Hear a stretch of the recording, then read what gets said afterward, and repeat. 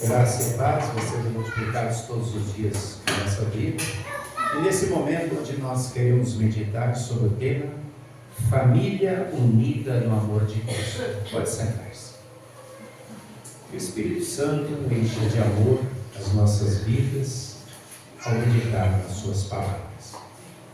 Queridos irmãos e irmãs, geralmente as mensagens, estudos bíblicos que nós fazemos são sobre perdão, fé, salvação, obras, vida cristã. São assuntos bem amplos. Entretanto, todas as leituras que nós fizemos no dia de hoje tratam de um outro assunto. Tratam sobre casamento, sobre família. O começo da família é no casamento, quando Deus fez a união de Adão e Eva e os formou uma só carne. Interessante, nós lemos isso hoje no texto de Gênesis, como Adão ficou contente. Deus havia criado todas as coisas, no sexto dia havia criado os animais e por fim feito aquele boneco de barro, onde então ele sopra do seu espírito e assim ele coloca Adão como responsável por toda a criação. Homo sapiens, o homem sábio, aquele que deveria coordenar tudo. E a primeira tarefa que Deus dá a Adão é colocar nome nos animais, e os animais começam a passar e de repente Adão nota que é macho e fêmea, macho e fêmea. Ué, ele é um macho? Cadê?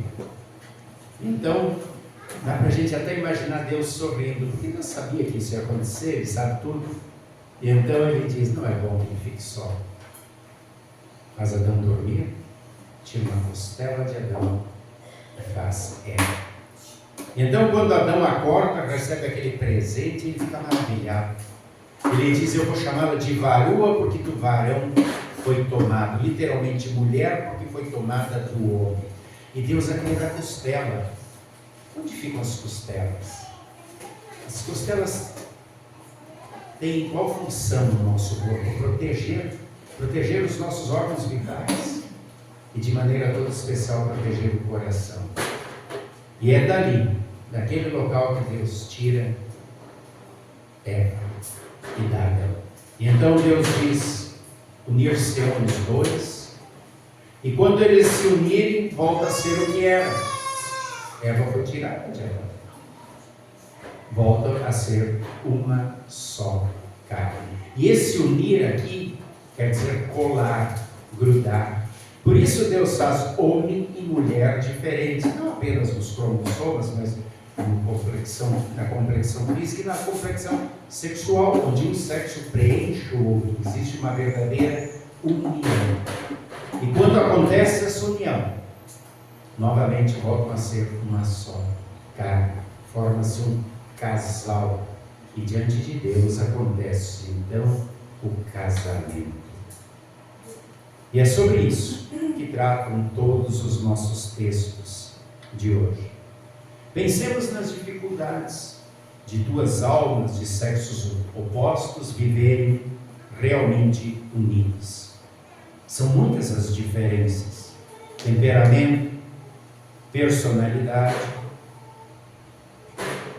às vezes a origem, tantas e tantas diferenças com as quais é preciso aprender a se conviver diariamente.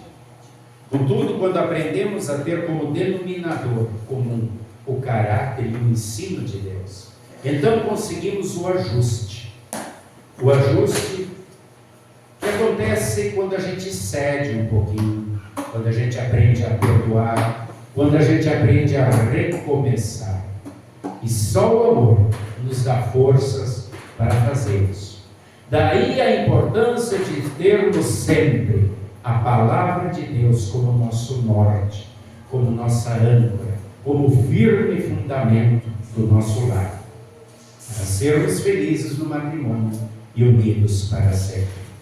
Como ouvimos, felizes para sempre.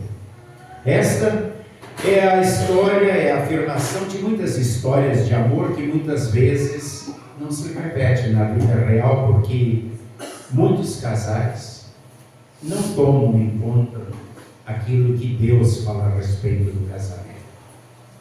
Ignore Deus. Cada um procura ser feliz à sua maneira. Desde que eu me dou bem, está tudo certo. No salmo lido anteriormente, o Salmo 128, nós iniciamos vendo assim: feliz aquele que teme a Deus, o Senhor, e vive de acordo com a sua vontade.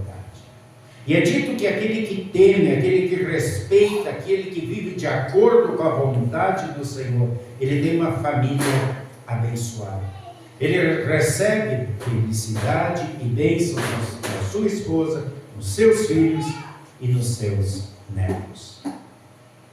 Hoje em dia nós vemos o mundo oferecendo certas facilidades. Sua família não funcionou, seu casamento não deu certo, separe. Procure outro, não tem problema, todo mundo faz.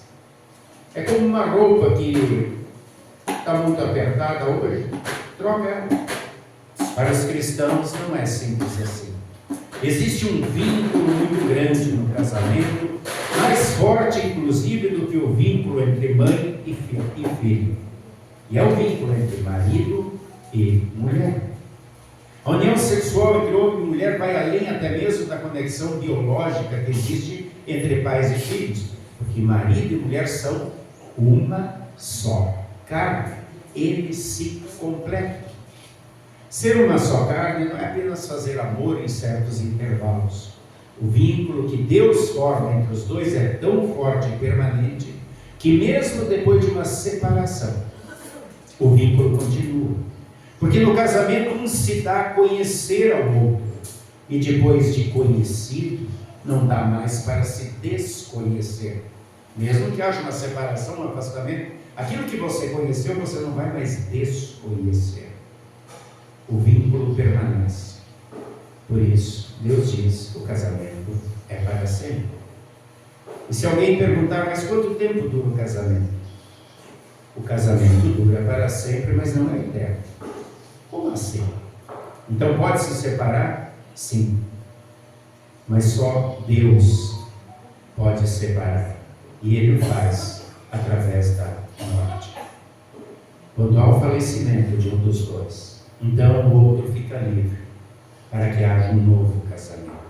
O casamento é para sempre. Jesus disse, portanto, que ninguém separe o que Deus ajuntou. E esse foi o grande problema que os fariseus trouxeram para Jesus. Mas espera aí, Jesus, como assim? Moisés abriu uma brecha. Moisés permitiu. Vamos olhar o contexto. Naquela sociedade, a mulher pouco valia. A mulher não podia nem trabalhar fora. O homem tinha quantas mulheres quisesse. E por qualquer coisa mandava sua mulher embora. Queimou a comida, vai embora. E a mulher não tinha argumentos. E Moisés quis colocar um pouco de ordem na coisa, porque disse, não é assim. Há um casamento, há uma junção, há uma cola, há uma união, e deve ser para sempre.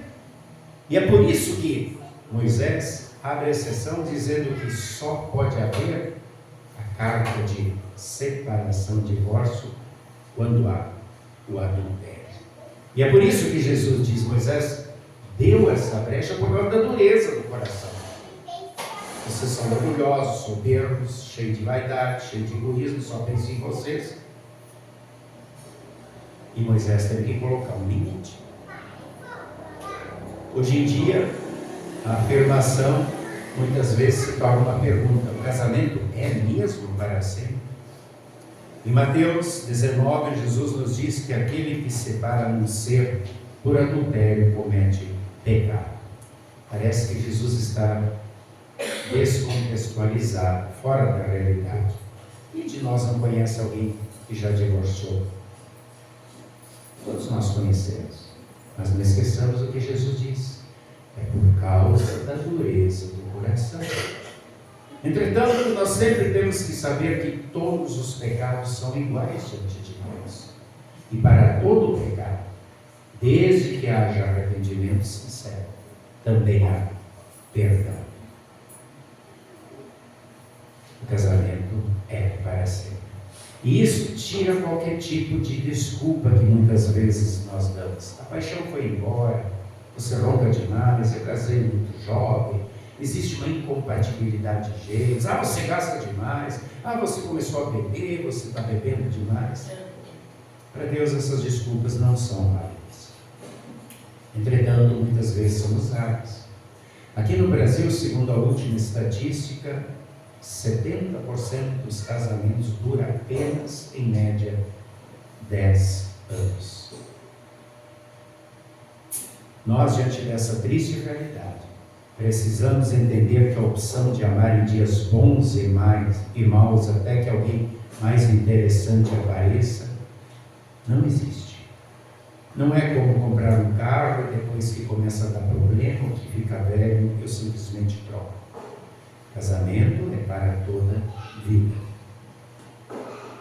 Dias bons e dias maus. Conflitos sempre existirão. Esta é a realidade. Não só entre o casal, mas também muitas vezes por causa dos amigos, por causa dos demais membros da família, filhos, sogros, genros, cunhados. Existe muitas vezes muita gente que se mete ou que se intromete na vida dos dois. E isso é um problema. É preciso haver uma cumplicidade entre marido e mulher. É preciso haver muito diálogo, muita conversa, muito amor e muita vontade de recomeçar todos os dias. É necessário estarmos sempre unidos através do amor de Deus. Só Ele é a fonte do verdadeiro amor. Só alicerçados no amor de Deus nós podemos enfrentar qualquer tipo de problema no casamento e fora do casamento. E isso vale para todas as situações.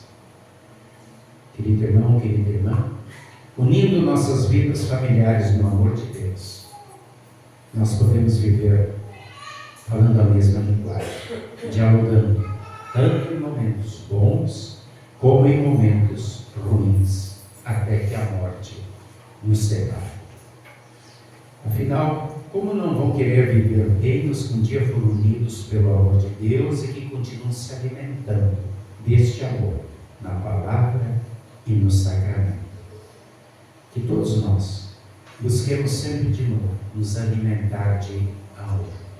E a fonte do amor é Deus. Meus queridos, em sua vida familiar estejam unidos no amor de Deus. Lemos em Hebreus 2, um amor que traz grande salvação. A salvação em Cristo, que se fez menor que os anjos, igual a nós homens, para que por sua morte não tenhamos mais medo da morte, pois ele venceu a morte. E quando Jesus veio, sofreu e morreu por mim e por ti, ele fez um casamento. A igreja é sua noiva, e ele é o noivo. Infelizmente a Bíblia diz que muitas vezes nós também, nesse casamento, adulteramos. Que possamos sempre de novo pedir perdão a Deus, ficarmos firmes nesse casamento, que é a união através de Cristo, como igreja, com Deus. Que nós possamos também, em nosso casamento, sempre de novo nos reconciliar. Unidos neste amor de Deus, recebemos bênçãos para a nossa vida, como diz o Salmo 128, vivendo para ver nossos filhos, nossos netos, com a paz do Senhor, com a alegria que Ele nos dá. Que Deus abençoe grandemente as nossas vidas, de casais, de famílias, e principalmente como igreja do Senhor nesse casamento, onde nós somos a esposa, Jesus é o esposo. Permaneçamos sempre fiéis a Jesus, em amor. Que assim seja. Amém.